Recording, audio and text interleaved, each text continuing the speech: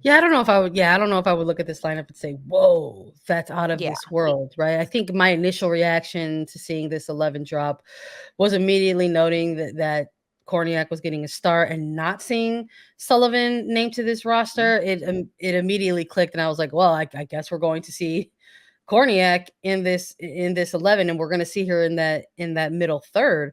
And I think my initial reaction to it was really just sort of like, "Well." I guess placing Korniak at defensive mid is a thing you can try. Um, and this is the game to do it, right? We also chatted about that during our preview and even in the reaction to the roster dropping for this January camp that maybe these really early games in New Zealand, right? Not in an official like FIFA international window is like is perhaps that actual true last opportunity to quote unquote try some stuff, right? Mhm.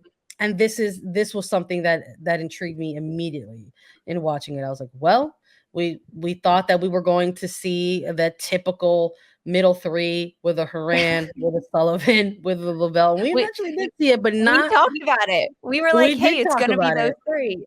We thought it was going to be, a little bit more of a predictable lineup. And while I don't want to say that like putting, making the decision, the coaching staff's decision to slot Korniak is for me what isn't some sort of like groundbreaking, earth-shattering kind of type of idea. That this whole concept of like who's our tallest player? Let's throw him in that defensive mid slot, see what happens is not this sort of iconic move for me anyway. These are I feel statements, right? So um but it did pique my curiosity in terms of how that was going to work and what we were going to see, especially in light of the other two players who were going to be within that middle third as well. Like what was like how was Lindsay Horan going to look? Yeah. Was Rose Lavelle going to, still be that playmaker? And it's the first game of the year. It's the I first know. game of the year. Like how much time are these players gonna need to get acclimated within this actual game setting to really look like sort of a lethal unit. And look, I think we're just jumping into this first half now, and that's what we're gonna do. We're gonna break it down half by half and talking about maybe what we saw or lack of what we saw Yeah, in this first half, Lisa. I think when you're looking at specifically that midfield and Taylor Kornieck playing that defensive 6 role, it's not where we're used to seeing her. She's much more comfortable playing higher up the field. That's where Yeah. she's played throughout the NWSL. In college, she played a forward, right? So she was much, much higher up the pitch. With San Diego Wave under Casey Stoney, she plays higher in the midfield as well as more of a 10, a linker, someone that can play those slotted passes through to the front line.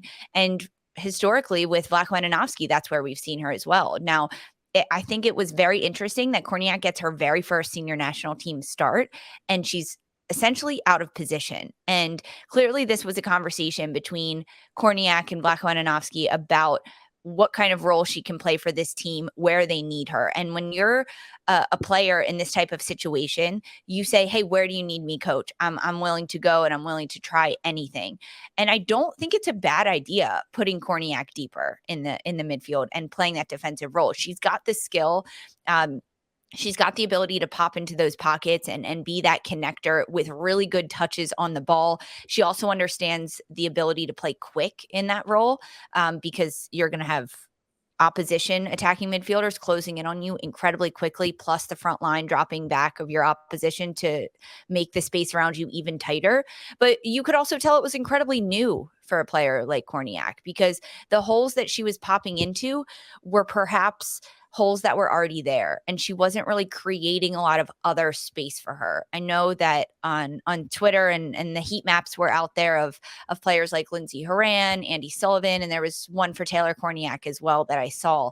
And her touches were mainly in the wide areas of the pitch, centrally, all centrally for the most part, in around halfway, but really stretched out wide. And that's a really tricky thing to do as a 6, to kind of find the central location, because that's where you're utilized more.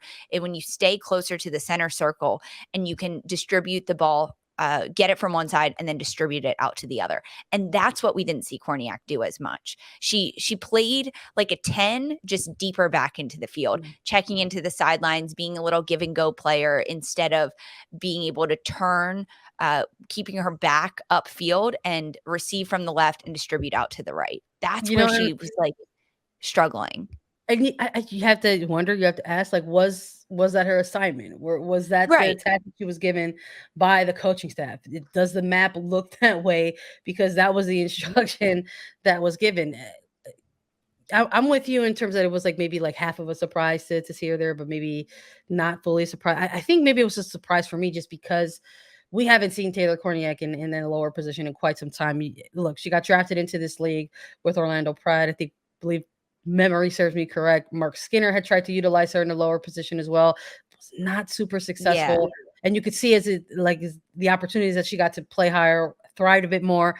And you could see as she's gone to San Diego Wave under Casey Stoney and how she's been utilized there, has been thriving in a higher position for that team as well. And sometimes when you get to this national team level and you have so much talent at all these different positions, it's perhaps maybe a challenge to try to see where you could slot them in and unlock something unique or special for an asset for the team.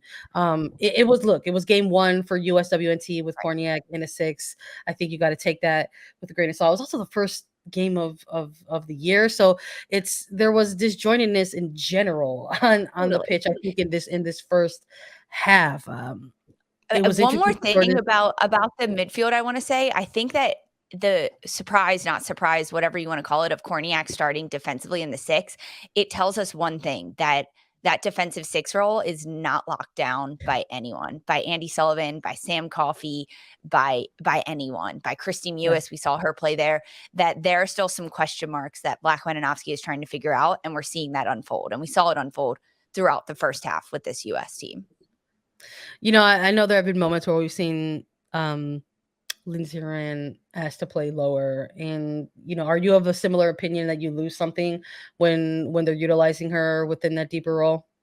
I am, especially when we saw her previously play that 6 role. We lost something in the attacking end. Now, I don't think that Herrera is maybe as mobile as she has been in years past, but I still think that Lindsey Horan is much better utilized higher up the field, and being like that attacking midfielder that can hold the space, especially playing alongside Rose Lavelle, that's going to go and expose you in the midfield. Yeah, I mean, Horan's better higher up the field. And I think, I know we're talking about the first half in the US, but I think Andi Sullivan coming in showed a different side to that midfield than we saw with Kornieck in that defensive midfield role.